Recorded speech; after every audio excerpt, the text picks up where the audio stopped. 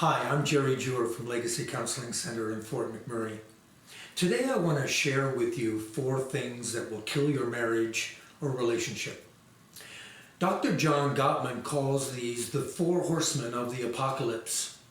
These are criticism, contempt, defensiveness, and stonewalling. Now the fine line question here is, what makes a relationship thrive? And what makes it dive? Let's look briefly in the next few minutes to the destructive patterns that emerge in troubled relationships and how we can keep ourselves from falling prey to them. First of all, criticism. Let's be real, nobody is perfect. We will all have our issues at times with our partners and they with us. The key is understanding the difference between a complaint and a criticism. A complaint focuses on the behavior, while a criticism focuses on the person. Criticism is more harsh, it's personal, it's attacking. You believe that something is intrinsically wrong with your partner or the other person. And this kind of attack will lower their self-worth. Imagine what daily doses of this does to a person over time. Notice the you word. Frank, what's the matter with you? I asked you to fill up the car while you were out, and you didn't. You always forget things. Criticism wounds, and it degrades.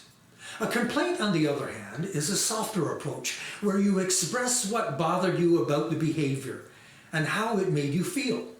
Notice the focus on yourself using I words. Frank, you said you would fill up the car while you were out, but didn't. I need a full tank of gas tomorrow. I can't get on the highway tomorrow and be worried about not making it to work. Personalize your pain rather than inflicting pain. You are much more likely to get an apologetic response from your partner that way. Oh, honey, I'm so sorry, I forgot. I'll go back down to the station right now. A partner usually responds positively when they feel needed and not pushed away. The answer is to take a softer complaint approach, personalizing it, owning how the behavior has affected you. Invite a positive response rather than creating toxicity through criticism. Second of all, contempt. Contempt is showing your partner that you are disgusted with them. Despising your partner is disrespecting your partner. It's the rolling of the eyes, mocking them, sarcasm, doubting what they say, dismissing them.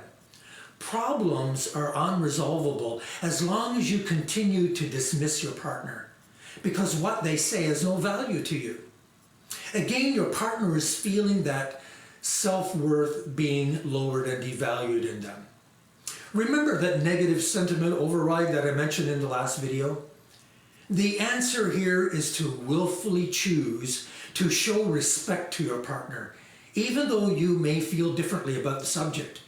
Don't make your partner feel like their view is garbage and only your view is correct. Value your partner by valuing what they have to say. Be willing to sit down and walk through the issue together with them. Come to common ground. Compromise. Make it work. Remember, it's not about you. It's about us. Build a brand new partnership based on mutual respect, appreciation, fondness, and admiration toward one another. Thirdly, defensiveness. Now, at face value, defensiveness doesn't seem so bad. After all, you want to try and explain what happened. Defensiveness is all about, why are you picking on me? The first problem is that rarely is any explanation acceptable to a partner who is currently upset. Defensiveness tends to create distrust. Secondly, defensiveness tends to deflect back to the partner because the accused feels confronted and attacked. Deflection says, it's not really my fault, it's really your fault that this happened. It took me longer to get home because you only like lactose-free milk and I had to travel further to get it. The answer is this: don't be defensive as a response. Tell the story like it is. Fess up, no excuses. Admit it if you made a poor choice or did something wrong, and you'll try to do better next time. We can learn from our mistakes. Put all the cards on the table. Don't hide anything. Build the trust factor. When it's lost, it's hard to rebuild that. Fourthly, stonewalling. Have you gotten to that point where you just don't listen anymore? It's in one ear and out the other. It takes time for a relationship to progress to that level of disengagement. In a healthy relationship, the couple would turn toward each other and engage to discover mutual common ground and to make equitable decisions together.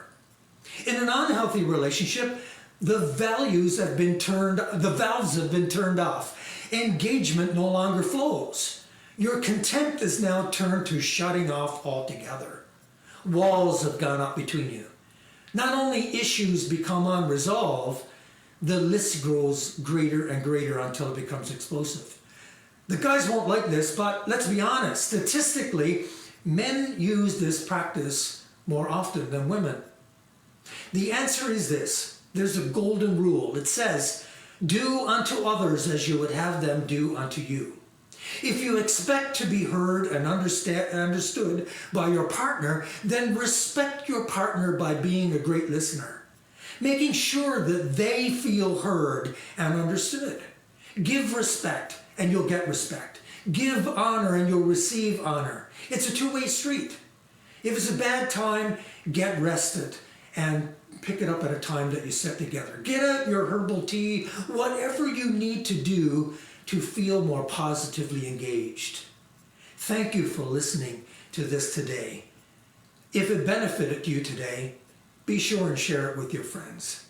Take care.